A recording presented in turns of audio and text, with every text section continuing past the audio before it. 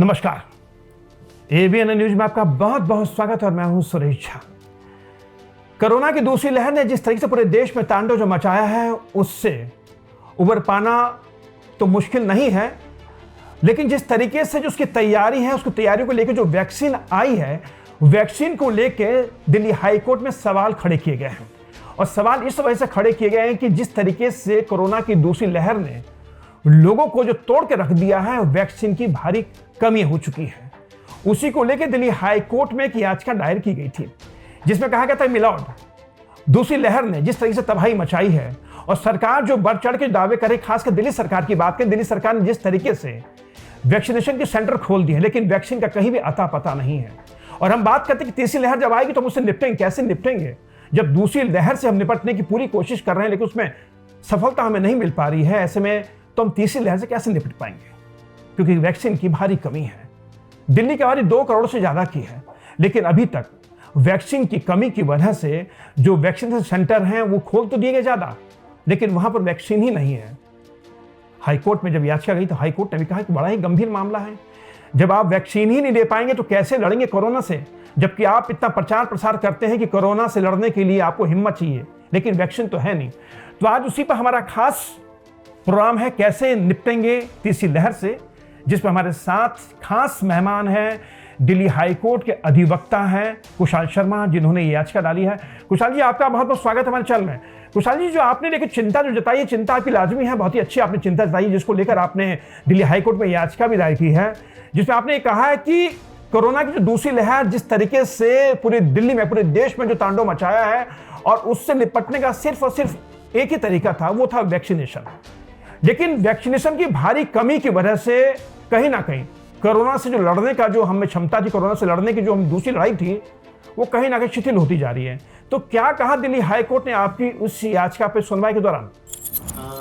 देखिए, आप जो पूछ रहे हैं ये एक बहुत ही ज़्यादा स्ट्रेसफुल सवाल है, हमारे लिए ही नहीं, ये कंट्री के मोस्ट ऑफ द सिटीजन्स के लिए ये बहुत ज़्यादा परेशानी का सवाल है। क्योंकि हमने तो देखा है कि किस तरह से सेकेंड वेव ने हम लोगों को इफेक्ट किया है, कितने लोगों के कितनी कैजुअलिटीज़ हुई हैं, कितने लोगों को इफेक्ट हुआ है। मुझे नहीं लगता है कि कोई भी ऐसा घर बचा हुआ होगा जिसमें कि उनके किसी रिलेटिव को या उनके किसी फैमिली को कोरोना नहीं हुआ। इसी कारण से इसका एक ही जो है ट्रीटमेंट है या इसका एक ही इलाज है, वो ये है कि हमें वैक्सीनेशन जल्द से जल्द लेना पड़ेगा। अगर हमारा सेकेंड वेव में ही हम लोगों के पास वैक्सीनेशन की इतनी कमी है, तो जब हम थर्ड वेव में आएंगे तो उस समय क्या होगा, ये तो सोच के भी डर लगता है। लेकिन आप ये समझिए कि वर्ल्ड के जितने भी बड़े डॉक्टर्स हैं, उन्होंने ये कहा है कि जो थर्ड वेव है वो ज़्यादातर चिल्ड्रंस को इफेक्ट करेगी। तो अगर हमें उस चीज़ से बचना है तो हमें जो है चिल्ड्रंस को अभी ही वैक्सीनेट करना पड़ेगा। अब आप समझिए कि जो यहाँ पे फर्स्ट डोज लिए हैं वही वैक्सीनेट नहीं हो पा रहे हैं, तो जो बच्चे हैं उनको कहाँ से हम वैक्सीनेट करें, जब एडल्ट ही वैक्सीनेट नहीं हो पा रहे हैं। 18 to 44 के बीच में जो लोग हैं उन्हीं को पूरी तरह अच्छी तरह से नहीं लग पा रहा है, हम ही लोग को नहीं लग पा रहा है, तो बाकी लोग का क्या हम बता सकते हैं। इसलिए जो आप समझिए कि गवर्नमेंट को ये करना चाहिए कि जितने भी फॉरेन से जो भी वैक्सीनेशन इंडिया में आने के लिए अप्रूवल मांग रहे हैं उनको जल्द से जल्द अप्रूव करें। जितनी ज़्यादा सिटीजन्स को जल्द से जल्द लगा सकते हैं उतने जल्द से जल्द लगाएं। चलिए, हाईकोर्ट ने जिस तरीके से इस मामले को गंभीरता से लिया है, लेकिन मेरा दूसरा सवाल आपसे यह है कि कोरोना की दूसरी लहर को लेके जो हमारे इंतजाम थे, उसको लेकर हमने जो बढ़ चढ़ के जो दावे किए वो आज सबके सामने हैं। वैक्सीनेशन को लेके जो एक नई लड़ाई शुरू हुई है, क्योंकि वैक्सीनेशन को लेके जो कहीं ना कहीं एक राजनीति भी चल रही है। केंद्र राज्य पे आरोप लगाती है और राज्य केंद्र पर आरोप लगाते हैं कि उनको वैक्सीनेशन नहीं मिल रही है, और कई देशों में हमें देखने में मिल रहा है कि वैक्सीनेशन बर्बाद किया जा रहा है, और खासकर वैक्सीनेशन की भी कालाबाजारी शुरू हो चुकी है।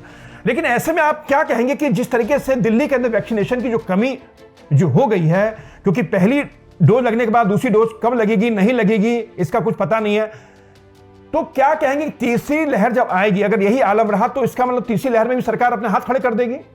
अगर हमारा सेकेंड वेव में ही हम लोगों के पास वैक्सीनेशन की इतनी कमी है, तो जब हम थर्ड वेव में आएंगे तो उस समय क्या होगा, ये तो सोच के भी डर लगता है। लेकिन आप ये समझिए कि वर्ल्ड के जितने भी बड़े डॉक्टर्स हैं, उन्होंने ये कहा है कि जो थर्ड वेव है वो ज़्यादातर चिल्ड्रंस को इफेक्ट करेगी। तो अगर हमें उस चीज़ से बचना है तो हमें जो है चिल्ड्रंस को अभी ही वैक्सीनेट करना पड़ेगा। अब आप समझिए कि जो यहाँ पे फर्स्ट डोज लिए हैं वही वैक्सीनेट नहीं हो पा रहे हैं, तो जो बच्चे हैं उनको कहाँ से हम वैक्सीनेट करें जब एडल्ट ही वैक्सीनेट नहीं हो पा रहे हैं। 18 to 44 के बीच में जो लोग हैं उन्हीं को पूरी तरह अच्छी तरह से नहीं लग पा रहा है, हम ही लोग को नहीं लग पा रहा है, तो बाकी लोग का क्या हम बता सकते हैं। इसलिए जो आप समझिए कि गवर्नमेंट को ये करना चाहिए कि जितने भी फॉरेन से जो भी वैक्सीनेशन इंडिया में आने के लिए अप्रूवल मांग रहे हैं उनको जल्द से जल्द अप्रूव करें।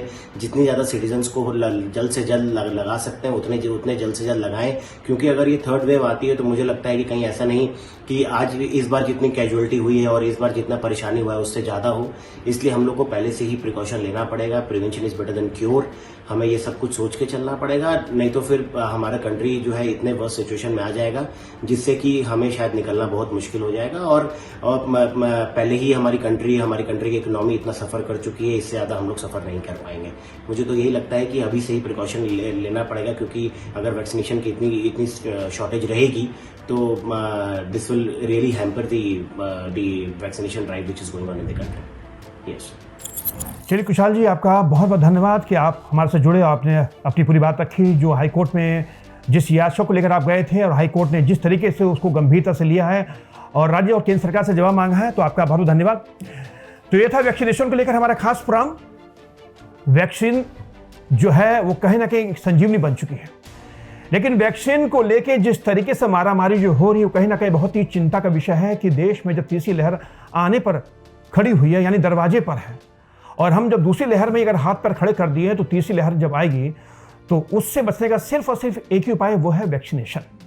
लेकिन वैक्सीनेशन की भारी कमी कहीं ना कहीं आम लोगों की जान पर भारी पड़ेगी। ये था हमारा खास प्रोग्राम। आपको कैसा लगा हमें अपने कमेंट्स के जरिए जरूर बताइएगा। नमस्कार।